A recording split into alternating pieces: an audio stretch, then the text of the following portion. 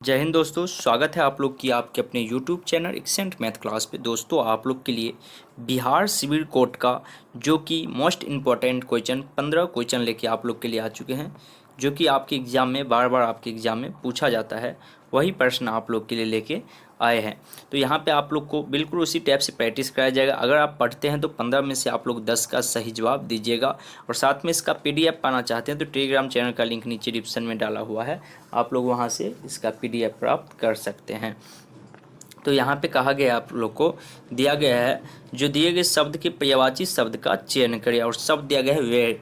Where का पर्यायवाची शब्द क्या होगा, यही आपसे पूछा जाता है यहाँ पे। और आपको सिर्फ और सिर्फ 5 सेकंड का समय दिया जा रहा है। आप लोग तब तक नीचे कमेंट बॉक्स से हमको बताइएगा इसका सही आंसर क्या हो जाएगा। तो आप बड़ी आसानी से बता दिए होंगे, क्योंकि पर्यायवाची शब्द हम लोग जानते हैं सिर्फ क्या हो, शब्द में परिवर्तन होता है, अर्थ में कोई परिवर्तन नहीं होता है। तो इसका बिल्कुल सही आंसर हो जाएगा विद्वेष। इसका बिल्कुल सही आंसर हो जाएगा। चलिए, उसके बाद 22वां प्रश्न आप लोग की स्क्रीन पे है। कहा गया यहाँ पे दिए गए वाक्यांश के लिए एक शब्द कीजिए। और कहा गया जो सप्ताह में एक बार होता हो। जो सप्ताह में एक बार होता हो आप बड़ी आसानी से बता सकते हैं। ये सब तो आप बचपन से जानते आए हैं। जो सप्ताह में एक बार होता है उसे हम लोग क्या कहते हैं। तो उसका बिल्कुल सही आंसर क्या हो जाएगा, ऑप्शन नंबर बी, साप्ताहिक। इसका बिल्कुल सही आंसर हो जाएगा ऑप्शन बी, बिल्कुल सही आंसर इसका हो जाएगा 22 नंबर का। चलिए, 23वां प्रश्न आप लोग की स्क्रीन पे है। कहा गया है यहाँ पे दिए गए वाक्यांश के लिए एक शब्द कीजिए। दिए गए वाक्यांश के लिए एक शब्द कीजिए। वाक्यांश दिया है जो बिना वेतन के कार्य करे। जो बिना वेतन के कार्य करे उसे हम लोग क्या कहते हैं। फटाफट सभी विद्यार्थी नीचे कमेंट बॉक्स में बताइएगा। साथ में अगर वीडियो अच्छा लगता है, वीडियो को लाइक नहीं किया तो लाइक कर दीजिएगा। और चैनल पर पहली बार आए हैं तो चैनल को सब्सक्राइब करके बेल आइकन ऑल कर लीजिएगा, क्योंकि यहाँ पे आपको बिहार सिविल कोड का रोज प्रैक्टिस कराया जाता है। साथ में सरकारी जॉब से रिलेटेड कोई भी इन्फॉर्मेशन आता है तो उसके बारे में सबसे पहले एक सटीक इन्फॉर्मेशन आप लोग को दिया जाता है। तो इसका जो बिल्कुल सही आंसर हो जाएगा 23 नंबर प्रश्न का, ये आपका हो जाएगा ऑप्शन नंबर सी, अवैतनिक। इसका बिल्कुल सही आंसर हो जाएगा।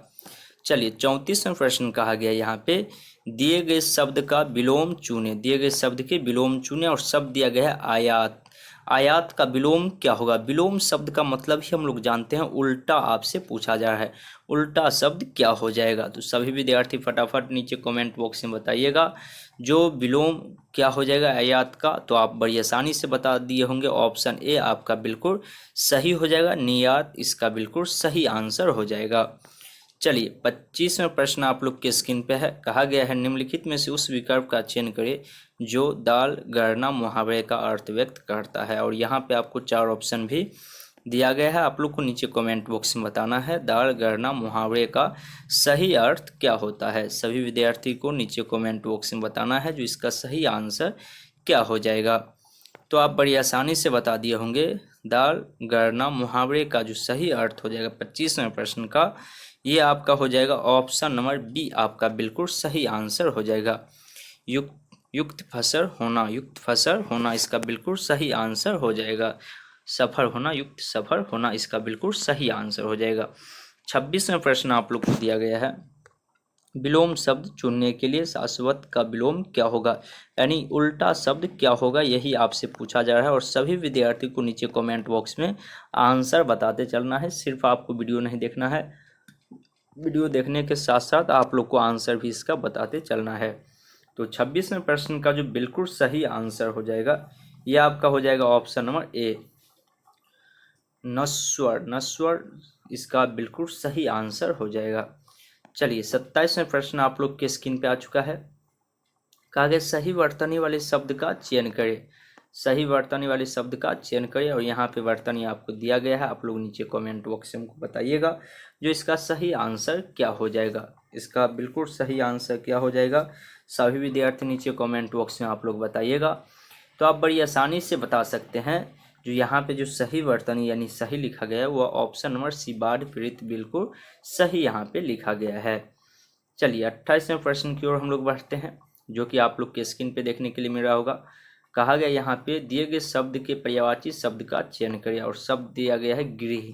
गृह का पर्यायवाची शब्द क्या हो जाएगा। गृह का पर्यायवाची शब्द क्या हो जाएगा, यही आपसे पूछा जा रहा है। देखिए इसका जो बिल्कुल सही आंसर गृह का पर्यायवाची, पर्यायवाची शब्द वही जो सिर्फ शब्द में परिवर्तन हो, अर्थ उसका वही हो। और ये बहुत बार एग्जाम में आपको पूछा भी गया है। तो इसका बिल्कुल सही आंसर ऑप्शन नंबर डी हो जाएगा, निकेतन। निकेतन इसका बिल्कुल सही आंसर हो जाएगा। चलिए 29वां प्रश्न आप लोग की स्क्रीन पे है। कहा गया यहाँ पे दिए गए वाक्यांश में वह भाग ज्ञात कीजिए जिसमें कोई त्रुटि है। वाक्यांश दिया गया है, आदर्श विद्यार्थी के गुण सदा जीवन उच्च विचार होता है। इसमें क्या गलत लिखा गया है यही आपसे पूछा गया है। आप लोग पढ़िए, पढ़ के नीचे कमेंट बॉक्स में हमको बताइए जो यहाँ पे कौन सा शब्द क्या गलत लिखा गया है। देखिए यहाँ पे जो होना चाहिए, आदर्श विद्यार्थी का गुण सदा जीवन उच्च विचार होता है। का की जगह पे के लिया गया, इसीलिए ये के गलत है, यानी कि ऑप्शन ए आपका बिल्कुल सही आंसर हो जाएगा। और इस टाइप के एक प्रश्न बिहार सिविल कोर्ट के एग्जाम में आपको पूछा ही जाता है। चलिए आगे के प्रश्न की ओर हम लोग बढ़ते हैं। 30वां प्रश्न आप लोग के स्क्रीन पे देखने के लिए मिल रहा होगा। कहा गया है यहाँ पे, निम्नलिखित में से उस विकल्प का चयन करें जो गांठ बांधना मुहावरे का अर्थ व्यक्त करता है। कहते हैं अरे गांठ बांध ले, तो इसका मतलब क्या होता है, इसका मतलब क्या होता है यही आप लोग से पूछा जा रहा है। यानी मुहावरा का मतलब ही हुआ आप लोग के, यानी कि हम लोग के यहाँ पे जो भाषा में हम लोग प्रयोग करते हैं उसी को यानी कि मुहावरा कहा जाता है। तो आप बड़ी आसानी से बता दिए होंगे, जो अच्छा तरह याद रखना, किसी कहते हैं ना अरे अच्छा तरह याद रखना, यानी कि गांठ बांध कर याद रखें, तो यही इसका बिल्कुल सही आंसर हो जाएगा। चलिए आगे के प्रश्न की ओर हम लोग बढ़ते हैं। 31वां प्रश्न आप लोग के स्क्रीन पे है। कहा गया यहाँ पे, निम्नलिखित में से आलू पढ़ते किस में है। तो पढ़ते और उपसर्ग आप लोग बचपन से पढ़ते आए हैं, तो फटाफट सभी विद्यार्थी जवाब दीजिएगा। तो आप बड़ी आसानी से बता दिए होंगे झगड़ारू। देखिए यहाँ पे ऑप्शन सी आपका बिल्कुल सही आंसर हो जाएगा। इसमें पढ़ते लगा हुआ, झगड़ारू में पढ़ते, आलू पढ़ते लगा हुआ है। 32वां प्रश्न आप लोग के स्क्रीन पे देखने के लिए मिल रहा होगा। कहा गया निम्नलिखित में से देशज शब्द कौन है। तो हम लोग जानते हैं देश की बोलचाल में पाए जाने वाले शब्द को ही हम लोग देशज कहते हैं। तो 4 ऑप्शन है, आप बड़ी आसानी से बता भी सकते हैं जो इसमें देशज शब्द कौन सा है। तो देखिए इसका जो बिल्कुल सही आंसर हो जाएगा ये आपका ऑप्शन नंबर डी हो जाएगा, पेट। यानी कि पेट जो है देशज शब्द है, काहे कि हम लोग के गाँव घर की भाषा में ही यानी कि अपने देश में ही पेट शब्द का उपयोग किया जाता है। चलिए 33वां प्रश्न आप लोग की स्क्रीन पे है। कहा गया निम्नलिखित शब्दों में से किसमें स्वर संधि है। स्वर संधि किसमें है, और यहाँ पे आपको 4 ऑप्शन भी दिया गया है। सभी विद्यार्थी फटाफट नीचे कमेंट बॉक्स में बताइएगा जो स्वर संधि किसमें है। तो आप बड़ी आसानी से बता सकते हैं यहाँ पे जो स्वर संधि है वो किसमें है। तो ये आपका ऑप्शन नंबर बी, यानी रामायण शब्द में आपका स्वर संधि लगा हुआ है। चलिए 34वां प्रश्न आप लोग के स्क्रीन पे है। कहा गया यहाँ पे सचिदानंद का सही संधि विच्छेद क्या है। सही संधि विच्छेद क्या है, और यहाँ पे आपको 4 ऑप्शन दिया गया है। आप लोग नीचे कमेंट बॉक्स से हमको बताइएगा। संधि विच्छेद आप लोग पढ़े होंगे बचपन से, तो बड़ी आसानी से बता दिए होंगे। जो ऑप्शन नंबर सी जो हो जाएगा ये आपका बिल्कुल सही आंसर हो जाएगा। चलिए आज के सेशन का लास्ट प्रश्न है, निशा दीवा या रात दिन में कौन सा समास है। समास चैप्टर आप लोग पढ़े होंगे, और यहाँ संधि समास से आपको एक प्रश्न फिक्स है, आपको रहने वाला ही है।